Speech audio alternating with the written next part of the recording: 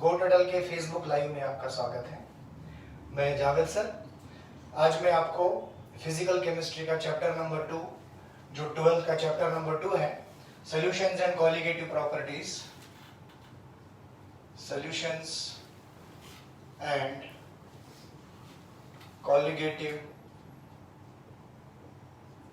Properties, ये chapter में start करने वाला हूं।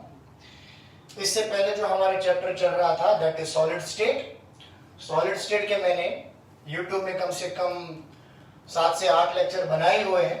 तो क्लोज पैकिंग तक हमने खत्म किया है सॉलिड स्टेट। अब कुछ लेक्चर्स उसके बाकी हैं, जैसे कि defects in solids, Frenkel defect, Schottky defect, stoichiometric defect, non stoichiometric defect, उसके ऊपर मैं भी एक लेक्चर बनाऊंगा। फिर वाइड स्पेस, वाइड्स कैसे फाइंड करते हैं उसके ऊपर एक लेक्चर बनाऊंगा। तो कुल मिला के अभी YouTube पे आपको सॉलिड स्टेट के कम से कम 3 लेक्चर मिलेंगे, तो YouTube पे आपको कवर कर लेना। तो फेसबुक लाइव में हम सॉल्यूशन एंड कॉलिगेटिव प्रॉपर्टीज जो चैप्टर है ये कंप्लीट करने की कोशिश करेंगे। तो let's start solution and colligative properties. First of all ये चैप्टर जो है ये 2 हिस्सों में इसको हमने बांटा है। पहला जो हिस्सा है दैट इज सॉल्यूशंस। ये चैप्टर को हम ऐसे ही पार्ट 1 और पार्ट 2 में पढ़ेंगे। तो पार्ट 1 जो रहेगा इसका दैट इज सॉल्यूशंस। बराबर, चला, ठीक है। नाउ सॉल्यूशन में सबसे पहले हम इसको एकदम बेसिक टू हायर स्टार्ट करेंगे। तो सबसे पहले सॉल्यूशन में components of solution,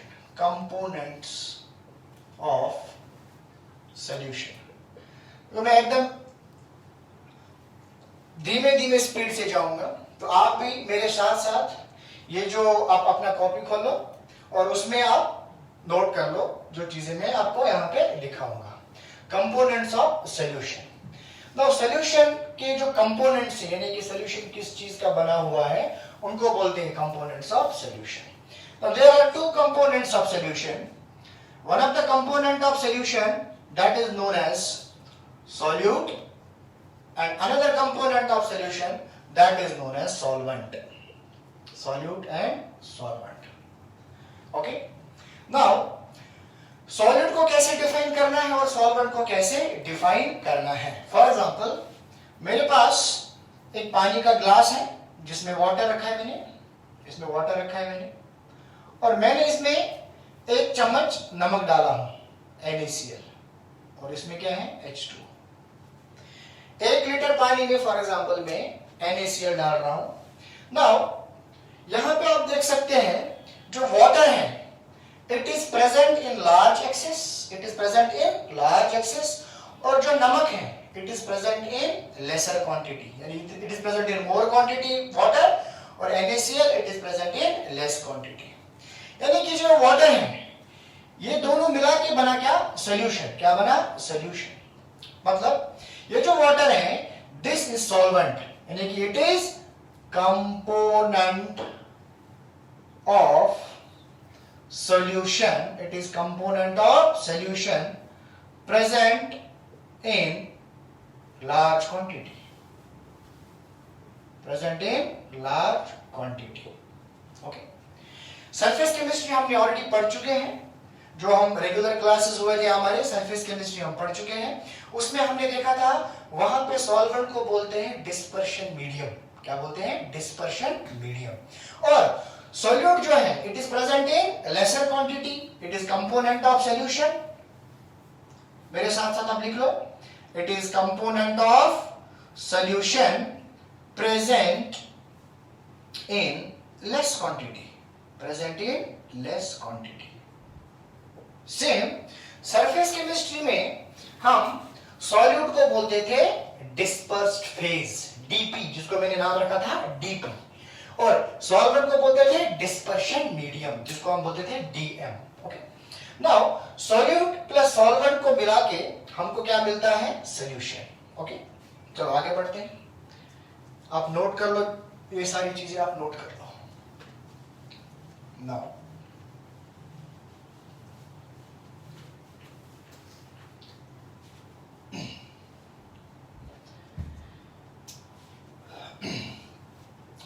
types of solution, types of solution on the basis of phase, on the basis of phase of solvent and solute. देखो याद करो, हमने जो सरफेस केमिस्ट्री पढ़ा था वहां पे भी हमने पढ़ा था टाइप्स ऑफ कोलाइडल सॉल्यूशन. क्या पढ़ा था? Types of colloidal solution on the basis of phase of dispersion, phase dispersed medium and dispersed phase and dispersion medium. Same यहां पे भी types of solution on the basis of solvent and solute हमको पढ़ना है. याद करो वहां पे हमने बताया था emulsions, gels, foams, aerosols, salts, solid salt, लेकिन यहां पे वो नहीं दिया जाता है. सिंपली मैं टेबल बनाऊंगा, यहां पे आप नजर रखो.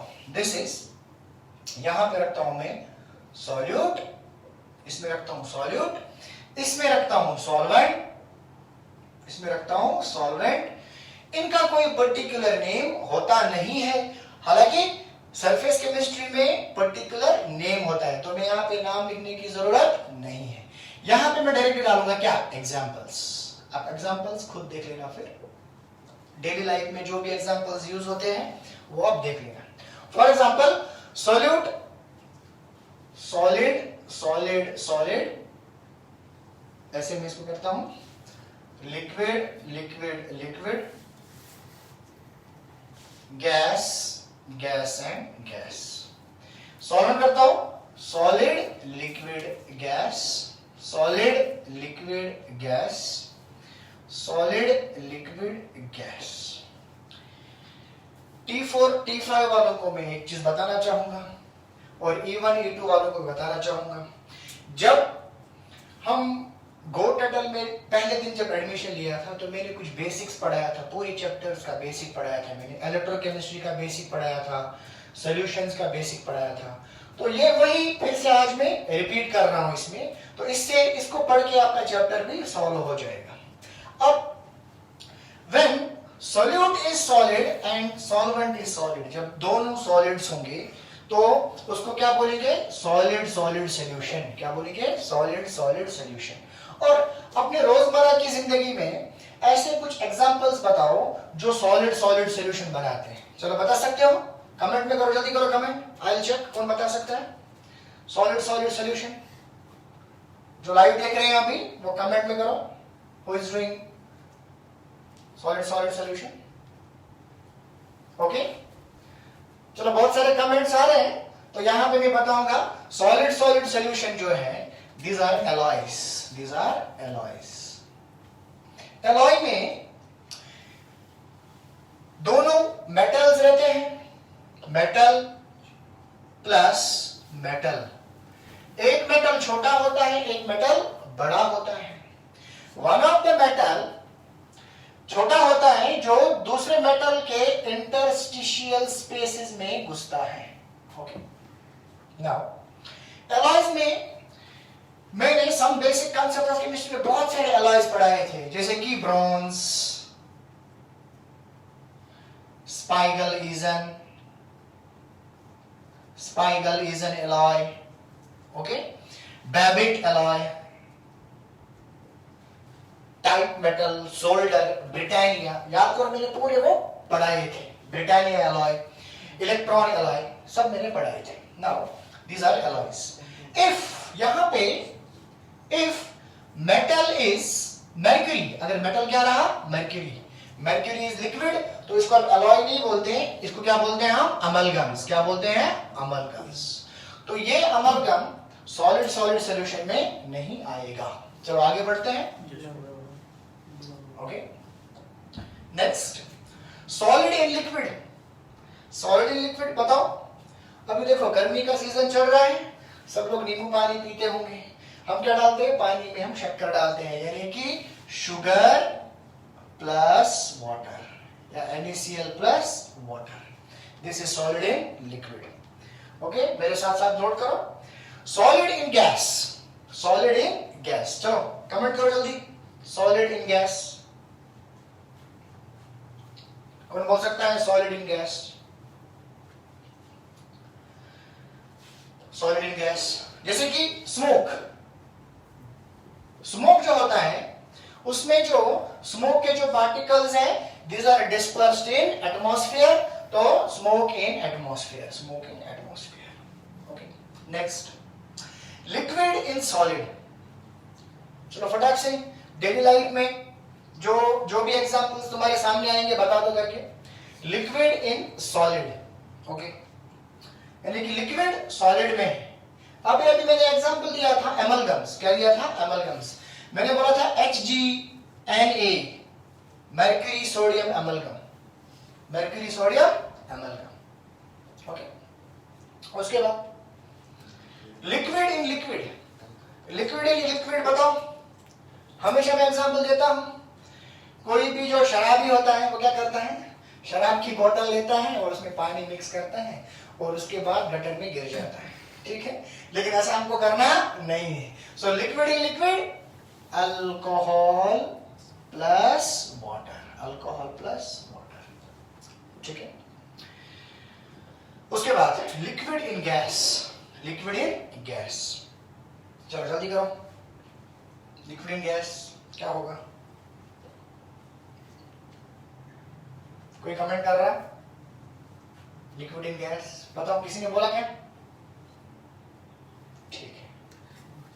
नाउ लिक्विड इन गैस का एग्जांपल आप सोच लीजिए कि वाटर वेपर्स है। क्या है? वाटर वेपर्स है। तो वो किस में प्रेजेंट है? एटमॉस्फेयर में प्रेजेंट है। ओके, उसके बाद gas in solid, gas in solid, gas in solid. देखो गैस इन सॉलिड मैंने बहुत सारे कैटलिस्ट पढ़ाए हैं। जैसे कि मैंने एक कैटलिस्ट पढ़ाया हूं लिंडलार्स कैटलिस्ट H2PdBaSO4, जिसमें H2 पैलेडियम के ऊपर, गैस सॉलिड के ऊपर, H2 पैलेडियम के ऊपर। या मैंने अल्केन्स का सबसे पहला जो रिएक्शन पढ़ाया था उसमें मैंने बोला था सेबेटियर-सैंडलर रिएक्शन। सेबेटियर-सैंडलर रिएक्शन में क्या होता है? H2 ऑन रेनी निकल, H2 ऑन रेनी निकल। प्यूमिस स्टोन है, रूबी स्टोन है, उसमें से गैस सॉलिड में होता है, प्यूमिस स्टोन। ओके, उसके बाद gas in liquid, gas in liquid. Mountain Dew का आपने एडवर्टीज देखा होगा। माउंटेन ड्यू में क्या होता है? वो ढक्कन खोलते तो ढक्कन ऊपर जाता है, यानी कि उसमें से एस्केप क्या होता है? गैस। तो all the soft drinks, soft drinks में कौन से drink? Carbonated drink, carbonated drink.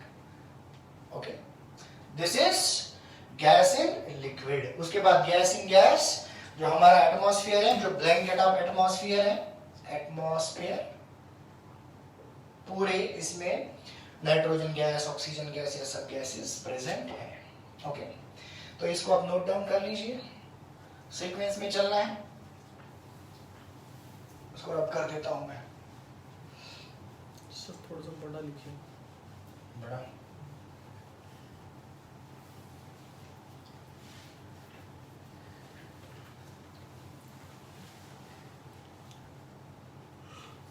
Now, next topic. Solutions का next topic. इसके बाद solid solid solution, solid solid solution, solid solid solution. हम क्या करते हैं? When both the solvent and solute are solids, तो वो क्या कहते हैं? solid solid solution. अगर आप अपनी टेक्स्ट बुक में जाएंगे तो वहां पे कुछ एलॉयज दिए हैं। हमेशा इन एलॉयज के ऊपर क्वेश्चन आता है। हमने बेसिक्स में कम से कम 40 एलॉय लिखे थे, 40 एलॉयज लिखे थे। आप अगर अपना कॉपी चेक करोगे, जो बेसिक्स वाला कॉपी है उसमें आप देखोगे मैंने 40 एलॉय लिखाया था। उनके साथ उनका कंपोजिशन भी लिखाया था, कौन सा मेटल कौन सी क्वांटिटी में प्रेजेंट होता है। तो ये जो सॉलिड सॉलिड सॉल्यूशन है, यहां पे मैं कुछ एलॉयज को मेंशन करूंगा। आप लोग खुद ब खुद उनके केमिकल फॉर्मूला लिखेंगे जो कि ऑलरेडी मैंने लिखा चुका हूं। तो कुछ एलॉयज हैं जिस पे क्वेश्चन आता है। कौन कौन सा है? Number 1 spiegel is an alloy. Spiegel is an alloy. और स्पाइगल इज एन एलॉय ये कौन से काम में आता है ये भी आपको लिखना पड़ेगा। ये फेरोमैग्नेटिक एलॉय है कि फेरीमैग्नेटिक एलॉय है कि पैरामैग्नेटिक एलॉय है, ये भी आपको देखना पड़ेगा। नंबर 2 बैबिट एलॉय, इसका भी कंपोजिशन आप लिख लीजिए। Okay. Number 3 duralumin alloy. Duralumin alloy. Number 4 constantan alloy. जैसे कि मैंने बताया था कॉन्स्टेंटिन एलॉय के वायर्स बनाए जाते हैं जो कि पोटेंशियोमीटर में यूज किया जाता है, जो हमारे इलेक्ट्रिकल इंस्ट्रूमेंट्स हैं जिनके ऊपर हम लैब में एक्सपेरिमेंट करते हैं, क्योंकि इनका टेम्परेचर कोफिशिएंट 0 होता है। टेम्परेचर कोफिशिएंट 0 का मतलब क्या है? फॉर एग्जांपल अगर मैं एक्सपेरिमेंट करता हूं, मैं एक एक्सपेरिमेंट करता हूं लद्दाख में द्रास एक जगह है जहां पे -40 डिग्री सेंटीग्रेड होता है, और वही एक्सपेरिमेंट में कहां पे करता हूं? दूसरी जगह पे नागपुर में उल्टा होता है, यहाँ पे +50 डिग्री सेंटीग्रेड होता है। यानी कि टेम्परेचर का फर्क बहुत ज्यादा है, यहाँ पे -40 है, यहाँ पे +50 है। और हमको मालूम है टेम्परेचर का इफेक्ट डायरेक्टली रेजिस्टेंस के ऊपर है। जितना ज्यादा टेम्परेचर उतना ज्यादा रेजिस्टेंस, क्योंकि जो इलेक्ट्रॉन्स होते हैं मेटल में, जो कर्नल्स होते हैं, वो टेम्परेचर की वजह से वाइब्रेट करते हैं और करंट के फ्लो में बाधाएं आती हैं। नाउ यानी कि लद्दाख में -40 है तो रेजिस्टेंस कम होगा। अच्छा, नागपुर में +50 है तो रेजिस्टेंस ज्यादा होगा। इट मींस हमारे जो रीडिंग्स है उसमें फ्लक्चुएशन आएगा। अगर हमने ऐसा मटेरियल यूज किया जिसका टेम्परेचर कोएफिशिएंट 0 ना हो, तो कांस्टेंट मटेरियल हम यूज कर सकते हैं पोटेंशियोमीटर में, जहां पे दोनों जगह पे लद्दाख में करें एक्सपेरिमेंट या नागपुर में एक्सपेरिमेंट करें, दोनों जगह पे टेम्परेचर का इफेक्ट क्या हो? नल हो, 0 हो, और हमारे जो क्या बोलते हैं इसको रिजल्ट्स है वो सेम आए। कांस्टेंट एलॉय है। एक और एलॉय है नंबर 5 एलॉय बैबिट एलॉय, जो मैंने लिख लिया यहां पे सोल्डर, इसका भी कंपोजिशन मैंने दिखाया था। नंबर 6 गन मेटल, इसका भी मैंने दिखाया था। Number 7 Britannia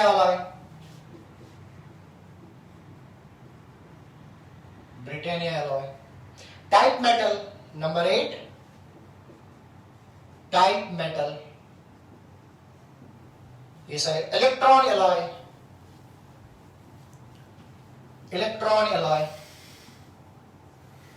number 10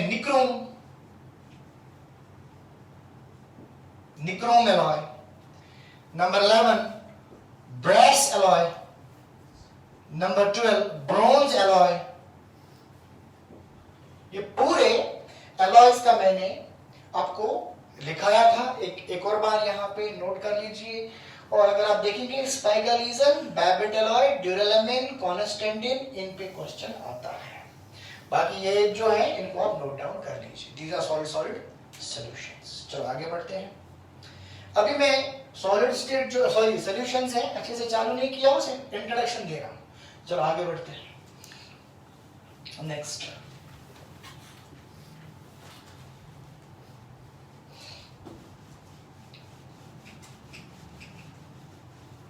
is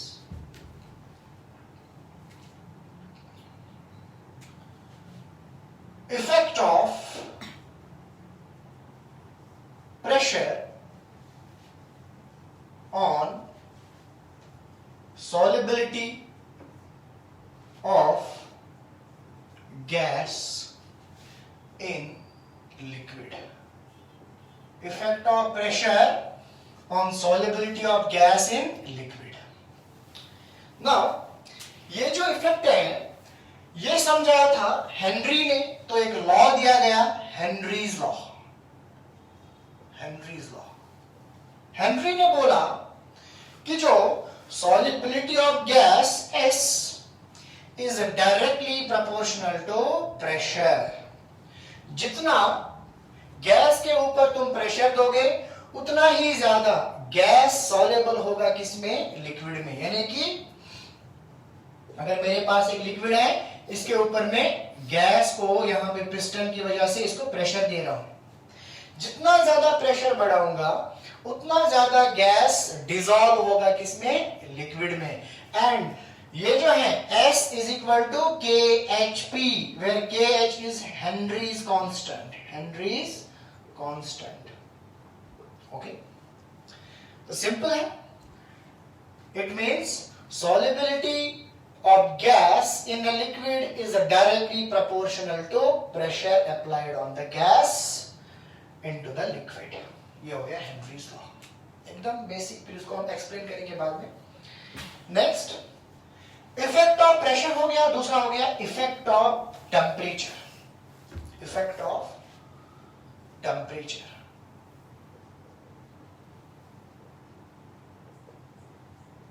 Effect of temperature on solubility of gas in liquid. Okay. हमने जैसे देखा होगा कि अगर फॉर एग्जांपल हमको NaCl को वाटर में डिसॉल्व करना है, NaCl को वाटर में डिसॉल्व करना है. ठंडे पानी में नमक कम तेजी से घुल जाएगा एज कंपेयर टू गर्म पानी. इसका मतलब टेम्परेचर जो है इसका डायरेक्टली इन्फ्लुएंस है, टेम्परेचर का डायरेक्टली इन्फ्लुएंस है solubility of solid solute into liquid solvent. Liquid solvent. जितना टेम्परेचर बढ़ाऊंगा उतना सॉलिड सॉल्यूट इसमें क्या होगा? डिसॉल्व होगा. बट गैसेस के साथ उल्टा होता है. गैसेस के साथ उल्टा होता है. गैसेस का क्या करते हैं? देखो गैसेस के साथ कैसा होता है. जब तुम मानो एक कोक की बोतल है, एक कोक बोतल में यहां पे बना रहा हूं, इसमें हमने रखा है कोक. ओके. अब मैं क्या करता हूं, कोक में क्या क्या होता है? एक तो इसमें जो अपना लिक्विड पोर्शन जो होता है और प्लस इसमें होता है कार्बन डाइऑक्साइड. जितना मैं इसको चिल करता हूं, इतना कार्बन डाइऑक्साइड लिक्विड के अंदर डिसॉल्व होता है. क्या होता है? डिसॉल्व. उतना मजा आता है हमको क्या? ये पीने का. जितना ज्यादा मैं इसको हीट देता हूं, गर्म करता हूं, क्या करता हूं? गर्म करता हूं, तो क्या होता है? कार्बन डाइऑक्साइड जो है इसका सॉल्युबिलिटी कम हो जाता है विद टेम्परेचर, और carbon dioxide tends to escape out. It tends to escape out. It means temperature की वजह से गैस का सॉल्युबिलिटी कम होता है. टेम्परेचर की वजह से गैस का सॉल्युबिलिटी कम होता है इनटू द लिक्विड. तो इसमें क्वेश्चन एक आया था, ये question, why aquatic animals are present deep under the sea, during summers. Summers में ये जो मछलियां हैं ये समुद्र के नीचे क्यों पाए जाते हैं? जरा बताओ, सोच के बताओ क्यों पाए जाते होंगे. सिंपली देखो, फॉर एग्जाम्पल ये समुद्र के लेयर्स हैं, ये टॉप लेयर है, ऊपर वाला क्या है? Top layer. टॉप लेयर पे डायरेक्टली सनलाइट गिरता है कि नहीं गिरता है? यस. नाउ सनलाइट की वजह से ये जो रेडिएशंस है ये टॉप लेयर को थोड़ा सा वार्म करेंगे. क्या करेंगे? वार्म करने की वजह से जो डिसॉल्व्ड ऑक्सीजन था, कौन था? डिसॉल्व्ड ऑक्सीजन, वो यहां से एस्केप होगा. क्या होगा? एस्केप. यानी कि ऊपर वाले लेयर में ऑक्सीजन की मात्रा बहुत ही कम पाई जाएगी. इसीलिए मच्छियों को ऑक्सीजन चाहिए, ठीक है, क्योंकि वो गिल से वो रेस्पिरेशन क्या करते हैं वो बायोलॉजी वाले खुद बता सकते हैं अच्छे से. तो वहां से वार्म वाटर में उसको ऑक्सीजन नहीं मिलता है. लेकिन जब हम नीचे जाते हैं, एक तो नंबर 1 एटमॉस्फेरिक प्रेशर तो है ही. एटमॉस्फेरिक प्रेशर के साथ साथ लिक्विड का भी प्रेशर बढ़ता है. यानी कि यहां पे प्रेशर बहुत ज्यादा होगा तो डिजॉल्व ऑक्सीजन क्वांटिटी जो है वो बहुत ही ज्यादा होगी। नंबर 2, जैसे हम नीचे जाते हैं तो effect of temperature by the sun कम हो जाता है और ये थोड़ा जो एटमॉस्फेयर है ये कूल रहेगा। एटमॉस्फेयर कूल रहने की वजह से इसमें जो ऑक्सीजन क्वांटिटी है वो बहुत ज्यादा डिसॉल्व होगी, तो जो वहां पे मच्छियां हैं, फिशेस हैं, वो अच्छे से वहां पे ऑक्सीजन इसमें एब्जॉर्ब कर सकती है। So this is effect of pressure and effect of temperature on the solubility of gas in liquid. अब आगे बढ़ते हैं। अब देखो, अब हम जाते हैं मेन टॉपिक पे। अब चालू करूंगा मैं सॉल्यूशंस। देखो सॉल्यूशन क्या होता है।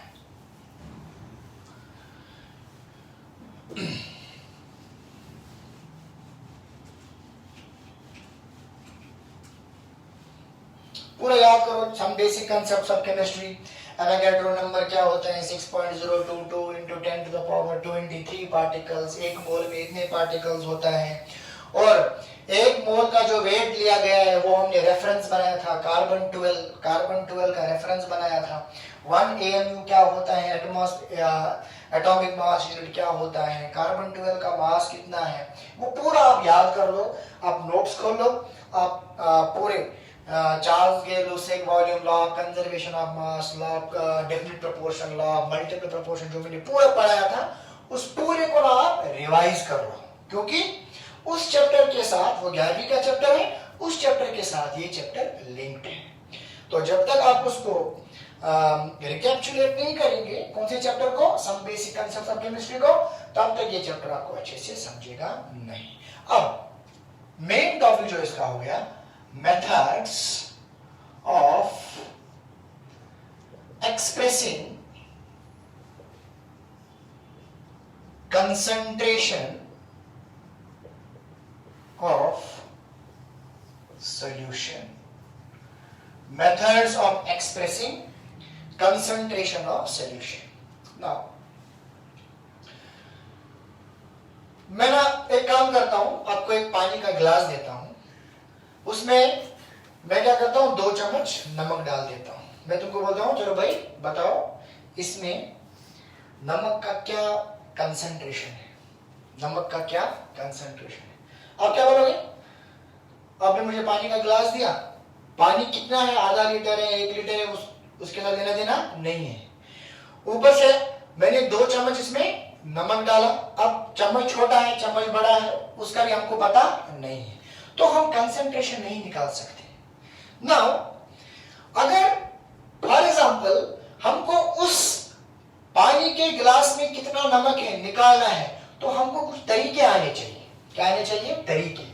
ना वो जो तरीके हैं उन तरीकों को बोलते हैं methods of expressing concentration of solution. Okay, तो बहुत सारे तरीके हैं। पहला जो तरीका है that is molarity, sorry that is number 1 percentage by weight, percentage by weight, जिसको हम लिखते हैं परसेंट वेट बाय वेट। दूसरा जो तरीका है that is percentage by volume, percentage by volume, जिसको लिखते हैं परसेंट वॉल्यूम अपॉन वॉल्यूम। तीसरा जो तरीका है that is molarity, molarity that is capital M। Number 4 molality, small m. Number 5 normality, capital N. Number 6 mole fraction, capital X. Number 7 parts per million, that is ppm, यानी कि 10 to the power 6 हिस्से में कितना present है। अब देखो एक एक करके इनका हम इक्वेशन निकालेंगे और वो इक्वेशन हम ताउम्र याद रखेंगे। सिर्फ डायरेक्टली वो इक्वेशन याद रखना है, प्रॉब्लम देखना है, वैल्यूज ले रहे हैं, इक्वेशन में पुट करने हैं, आंसर निकालना है। तो मैं जो इक्वेशन निकालूंगा वो आपको याद रखनी, लेकिन इन सब को स्टार्ट करने से पहले हमको कुछ बेसिक टर्मिनोलॉजीज याद रखने हैं। बेसिक टर्मिनोलॉजीज यानी कि डिनोशंस या notations, notations used in solutions. सबसे पहला जो नोटेशन है, नंबर 1 नोटेशन, जो ए और 1, ए या 1, ए से हम डिनोट करते हैं सॉल्वेंट को। देखो याद रखो हमेशा, अगर किसी जगह पे आपको ए दिखा तो तुम मान लो दिस इज सॉल्वेंट, या 1 दिखा दिस इज सॉल्वेंट। नंबर 2, अगर आपको बी दिखा या आपको दिखा 2, it means this is solute. कुछ नोटेशंस हमको यहां पे याद रखने हैं। So tell me, a plus B या 1 प्लस 2 क्या होगा फिर? This will be solution. Okay, this will be solution. Done. Number 4, अगर आपको W दिखा, capital W, capital W, it is weight, it is weight. Now tell me, अगर आपको WA दिखा, W बोलेगा, A क्या है? सॉल्वेंट, यानी कि ये होगा वेट और सॉल्वेंट। ओके। नंबर 6, अगर आपको WB दिखा तो ये क्या होगा? वेट ऑफ सोल्यूट, या इसको हम W1 से भी डिनोट कर सकते हैं, इसको W2 से भी डिनोट कर सकते हैं। Number 7, okay. ये सब पढ़ने के लिए मुझे ये चीजों का जानना जरूरी है ताकि बाद में कंफ्यूजन क्रिएट ना हो। चलो मैं ये पोर्शन को हटाता हूं, पहले उसको फिर एक एक करके मैं पढ़ाता हूं। ओके, नेक्स्ट, M जो होता है, M, capital M, capital M, it is molecular weight. What is this? Molecular weight. So tell me, what will be MA? This is molecular weight of A is solvent, yeah, also denoted by M1. Same 9th, MB क्या होगा? Molecular weight of solute, which can also be denoted by M2. Okay. Number 10, यहाँ पे लिखूंगा मैं number 10. What is N? Small n. Small n is number of moles. Number of moles. n जो होता है, what is n? n किसके बराबर होता है? बताओ। Number of moles, weight by molecular weight. It is W by m. ये चीज याद रखना है आपको। ना अगर मेरे को दिया गया है Na, so tell me Na किसके बराबर होगा? WA by MA, यानी कि number of moles of solvent will be equal to weight of solvent to its molecular weight. Same, अगर NB दिया गया है तो क्या होगा? WB upon MB, weight of solute to the molecular weight of solute. Okay. Number 11, जो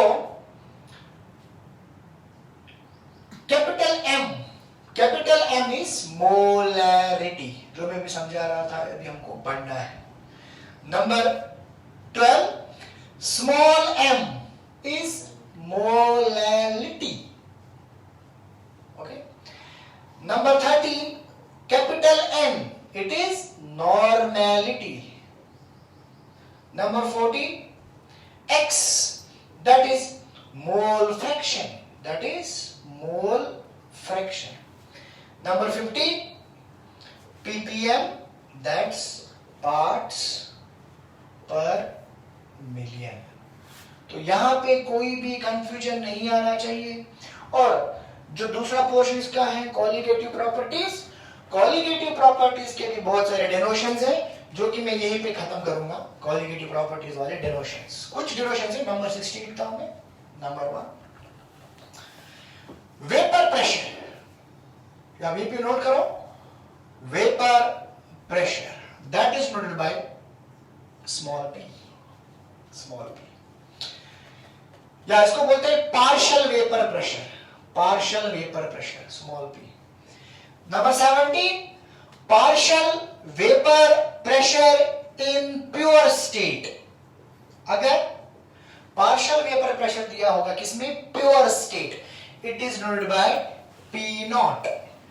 this not it shows purity, यानी कि इसमें कोई भी इंप्योरिटी नहीं है। अगर सॉल्वेंट है तो प्योर सॉल्वेंट है, अगर सॉल्यूट है तो प्योर सॉल्यूट है। Number 18, lowering in vapor pressure, lowering in vapor pressure, vapor pressure, lowering in vapor pressure is delta P, ये आपको याद रखना है, delta P। 19, relative lowering in vapor pressure, relative lowering in vapor pressure, ये भी आपको याद रखना है। Relative lowering in vapour pressure is equal to delta P upon PA naught, यानी कि delta P with respect to vapour pressure of A। A is क्या, solvent, कौन सा solvent, pure solvent. So relative lowering in vapour pressure is lowering in vapour pressure with respect to pure solvent, ये चीज आपको याद रखना है। Number 20, elevation in boiling point, elevation in boiling point, that is noted by delta T subscript B, नीचे B है, delta TB। Okay, तो पूरे डिनोशंस मैंने सॉल्यूशन कॉलिगेटिव प्रॉपर्टीज के यहीं याद रख दिए। अब बाद में इनको डिस्कस करने की जरूरत नहीं है, जब मैं चीजें लिखूंगा तो आपको खुद ब खुद समझेगी कि सर ने ये चीज क्या लिखा है। 21, depression in freezing point, depression in freezing point, that is the delta TF, delta TF, that's 21. 23, KB, KB क्या होता है, KB is ebullioscopic constant, ebullioscopic constant KB। 24, KF, it is cryoscopic constant, cryoscopic constant, okay, cryoscopic constant। 25, pi, here pi is osmotic pressure, osmotic pressure। Osmotic pressure के definitions change हो जाते हैं from solution to electrochemistry. अगर मैं solution में इसको define करूंगा तो कुछ अलग डेफिनेशन है, इलेक्ट्रोकेमिस्ट्री में अगर डिफाइन करूंगा तो कुछ अलग डेफिनेशन है। तो अभी हम सॉल्यूशन पढ़ रहे हैं तो हमको ये डेफिनेशन समझने होंगे, ठीक है। तो मैंने कुल मिला के 25 नोटेशंस दिए हैं, ये आपको याद रखने हैं। अब हम चालू करते हैं methods of expressing concentration of solution. अब मेन टॉपिक हम चालू करने वाले हैं। अभी तक तो ये जो मैंने बकवास किया ये थोड़ा बहुत कुछ नहीं था, दिस वाज इंट्रोडक्शन। अभी आपको मेन टॉपिक में घुसना है and that main topic first is what, methods of expressing concentration of solution. उसमें से हम चालू करेंगे जो भी हमने 7 मेथड्स बताए उनकी इक्वेशंस निकालेंगे हम, ओके। और अभी टाइम के कमी के कारण हम ये लेक्चर को यहीं पे इंटरप्ट करना पड़ेगा, यहीं पे रोकना पड़ेगा। तो कल जो है, कल का जो शेड्यूल रहेगा वो सेम ही रहेगा। पहले आपका मैथ्स होगा, उसके बाद फिजिक्स होगा, फिर केमिस्ट्री होगा और बायोलॉजी होगा, ओके। नाउ आप ये चीज नोट डाउन कर लीजिए पूरी चीजें, ठीक है। हाँ, इन केस मैथ्स में, फिजिक्स में, केमिस्ट्री में अगर किसी को भी ये वीडियो लेक्चर समझने में, ये लाइव जो अभी हम जा रहे हैं यहाँ पे किसी को भी अगर दिक्कत जा रही होगी तो डरने की कोई बात है नहीं। आपको क्या करना है, आपको अपना फोन नंबर हमारा डायल करना है। आप रेस्पेक्टिव टीचर से बात कर सकते हैं, डिटेल में बात कर सकते हैं कि कहाँ पे आपको समझ में नहीं आया। तो एक और ज्यादा अच्छा हो जाएगा, आप जिस जगह पे आपको समझा नहीं होगा उसका आप स्क्रीनशॉट ले लीजिए और रेस्पेक्टिव टीचर्स को आप सेंड कर सकते हो, या हमारे जो व्हाट्सएप के ग्रुप है T4 T5 और E1 E2 वहां पे आप सेंड कर सकते हैं, ठीक है। अच्छा, एक special message for E1 and E2, क्योंकि उनका some basic concepts of chemistry जो चैप्टर था, उस चैप्टर में एक्चुअल में उनको मैंने बोला था कि उनको मैं नोट्स दूंगा, क्योंकि टाइम के कमी के कारण उनको पूरा पढ़ा नहीं सका मैं वो वाला chapter some basic concept of chemistry, और उनका ऑलरेडी हो भी चुका था। लेकिन उसमें कुछ नोट्स मैं आपको प्रोवाइड करूंगा, मैं ग्रुप में डाल दूंगा, फोटोज डाल दूंगा कि ये जो एलॉयज मैंने बताए थे उनका जो एलॉयज का कंपोजिशन है, मैं ग्रुप में उसको डाल दूंगा, आप वो देख लीजिए और उस पर नोट डाउन कर लीजिए। और जो 4 एलॉयज हैं, डेबिट एलॉय, ड्यूरेलेमिन, स्पाइगलीजन, वो आप वहां पे नोट डाउन कर लीजिए। थैंक यू सो मच, और कल फिर से मिलते हैं।